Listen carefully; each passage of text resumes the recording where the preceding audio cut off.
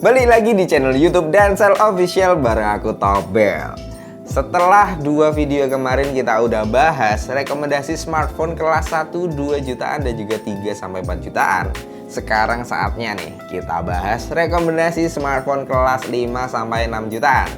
Tonton videonya sampai habis dan biarkan Mas Editor untuk memasukkan bumpernya.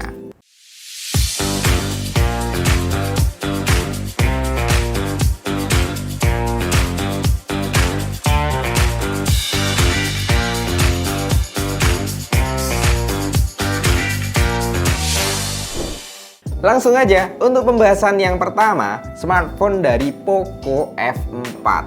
Untuk harga pasarnya sendiri, Poco F4 dibanderol dengan harga 5.240.000 buat yang varian 8/256GB.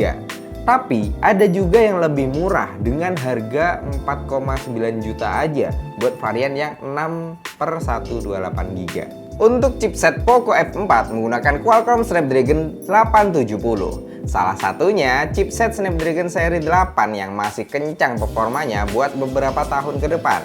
Sedangkan baterainya sudah tertanam baterai dengan ukuran 4500 mAh yang cukupan buat menemani selama seharian.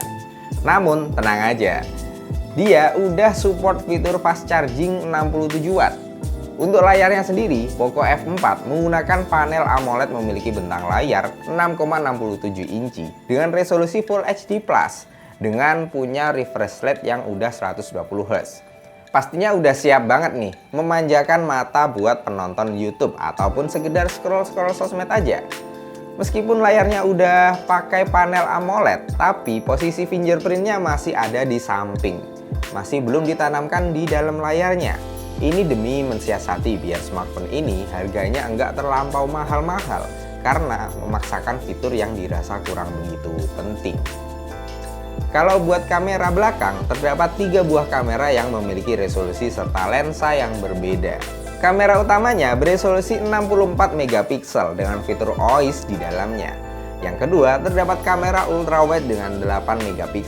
Dan yang ketiga, yaitu kamera dengan lensa makro 2 MP. Sedangkan untuk kamera selfie-nya mempunyai resolusi 20 MP. Buat hasil fotonya cukupanlah buat smartphone di kelasnya. Walaupun dia bukan yang terbaik buat HP di harga 5 jutaan, tapi ini tuh udah lumayan banget buat HP sekelasnya. Lanjut, untuk rekomendasi yang kedua adalah Samsung Galaxy A54. Meski harga rilisnya 5.999.000, tapi banyak juga yang di pasaran dijual dengan angka 5.400.000. Buat varian yang 8GB RAM dan internal yang memorinya 128GB. Buat chipsetnya sendiri dia pakai Exynos 1380 yang punya fabrikasi 5 nanometer. Chipset ini sendiri sebenarnya beda dikit sama MediaTek 778G. Tapi entah kenapa karena hubungan sama developer game itu nggak deket. Jadinya settingan game di smartphone ini nggak tahu kenapa agak kurang memuaskan. Kalau buat baterainya sendiri, Samsung A54 mempunyai kapasitas yang udah termasuk gede yaitu 5000 mAh dengan speed ngecas yang 25 watt. Sementara itu, Samsung menambahkan panel berjenis Super AMOLED dengan bentang layar 6,4 inci beresolusi Full HD Plus dan punya refresh rate 120Hz. Layar Samsung ini memang enggak pernah ngecewain sih. Cuma sayangnya, bezel Samsung A54 ini rada-rada enggak sama. Bezel di bagian bawah sedikit lebih tebel. Ya menurutku sih masih wajar aja, tapi enak kok buat dinikmatin layarnya.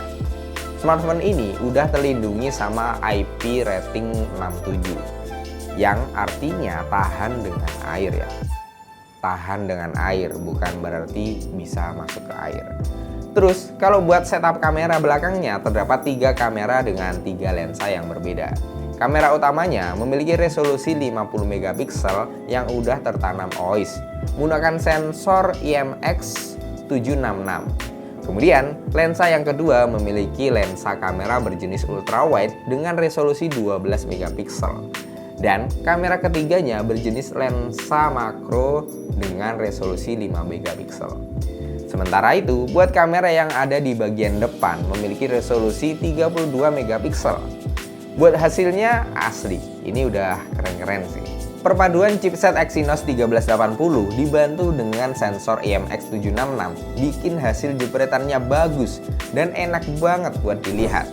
Kita lanjut lagi ke rekomendasi yang ketiga, yaitu adalah Vivo V27. Smartphone ini di pasaran dibanderol dengan harga Rp5.485.000.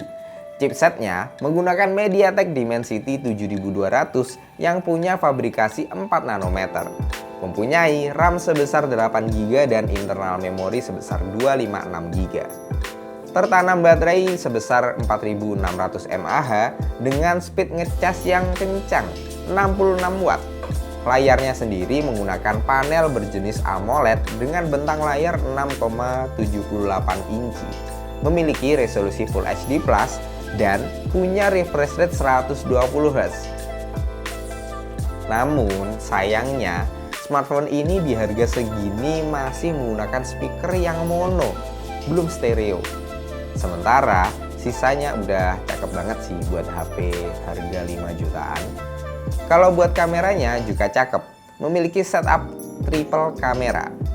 Untuk kamera utamanya memiliki resolusi sebesar 50 megapiksel dengan fitur OIS dan udah pakai sensor Sony IMX766.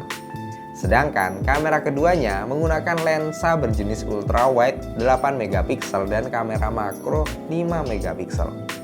Sementara itu, buat kamera depannya memiliki resolusi yang udah 50 megapiksel. Buat hasil jepretannya dari sensor Sony IMX766 sebenarnya udah bagus sih, bahkan mendekati smartphone kelas flagship. Cuma mungkin chipset milik MediaTek ini nggak sebagus Exynos di Samsung Galaxy A54 tadi.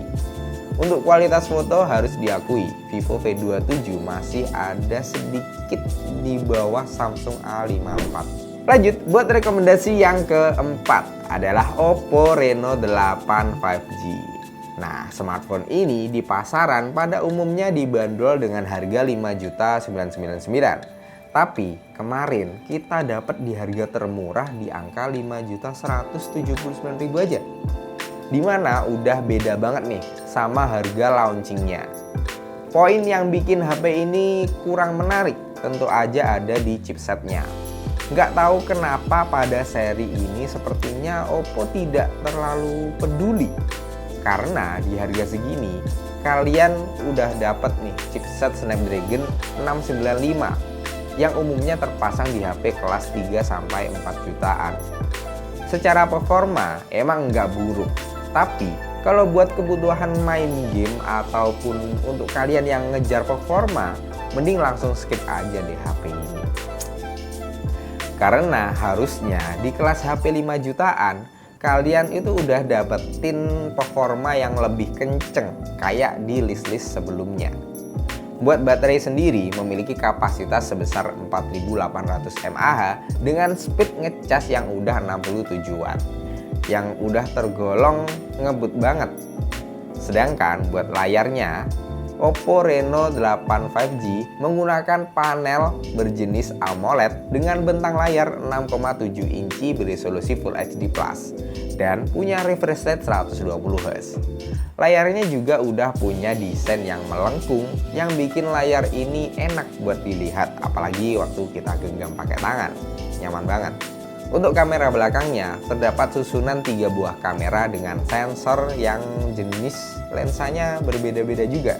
Kamera utamanya mempunyai resolusi sebesar 108 megapiksel, lalu ada kamera makro beresolusi 2 megapiksel dan 2 megapiksel depth sensor. Setup kameranya emang sengaja nggak nanemin kamera dengan lensa ultrawide. Entah kenapa Oppo lebih milih pakai lensa makro yang sebenarnya itu jarang banget buat kita pakai, kayak teleskop gitu, kayak mikroskop ting. Padahal orang-orang tuh sekarang pada bikin tren nih selfie pakai 0,5. Ini malah pakai. Next, rekomendasi yang kelima adalah Infinix Zero Ultra. Di pasaran, smartphone tersebut dibanderol dengan harga Rp5.999.000 atau anggap aja 6 juta lah. HP ini mempunyai spesifikasi yang bertenaga dengan menggunakan chipset milik MediaTek Dimensity 920. Dibantu oleh 8 GB RAM untuk multitaskingnya dan internal memori sebesar 256 GB. Baterainya udah cukup gede sebesar 4500 mAh, tapi mengejutkannya Infinix Zero Ultra ini mempunyai speed ngecas yang super ngebut sekali, 180 watt. Ngecas full smartphone ini hanya butuh waktu 12 menit aja. Untuk performa secara keseluruhan, Infinix Zero Ultra buat main game asli deh, enak banget. Baterainya nggak terlalu kecil, tapi yang jadi nilai jual utamanya adalah speed ngecasnya tadi. Sedangkan layar panel yang dipakai smartphone ini berjenis AMOLED dengan bentang layar 6,8 inci beresolusi Full HD Plus dengan refresh rate yang udah 120 Hz. Dan yang kerennya, layar ini tuh udah melengkung alias edge. Dan dia tuh jadi pionir HP 6 jutaan dengan layar melengkung pertama di Indonesia. Setup kamera belakangnya memiliki setup 3 kamera. Untuk kamera utama memiliki resolusi yang gede banget, yaitu 200 megapiksel dengan fitur OIS yang udah tertanam di dalam kamera. Selanjutnya, ada kamera ultrawide beresolusi 13 megapiksel, terdapat juga fitur autofocus dan 2 megapiksel kamera depth sensor. Kamera bagian depannya mempunyai resolusi 32 megapiksel, buat hasil fotonya terbilang udah cukupan lah. Cuma emang buat HP 6 jutaan banyak yang lebih bagus dari Infinix Zero Ultra. Hasilnya nggak malu-maluin kok. Jadi itu tadi beberapa rekomendasi smartphone dengan rentan harga 5-6 jutaan. Semoga video kali ini dan 2 video sebelumnya bisa bermanfaat untuk kalian, dan tulis di kolom komentar ya, smartphone yang paling recommended menurut kalian apa? Tulis saja di bawah. Biar jadi referensi juga buat penonton yang lain. Terima kasih buat kalian yang nonton video ini sampai habis. Jangan lupa like, komen, dan share ke teman-teman kalian, subscribe dan tekan tombol loncengnya. Dan Sel, pusat HP dan laptop. Endingnya terlalu berbelit-belit.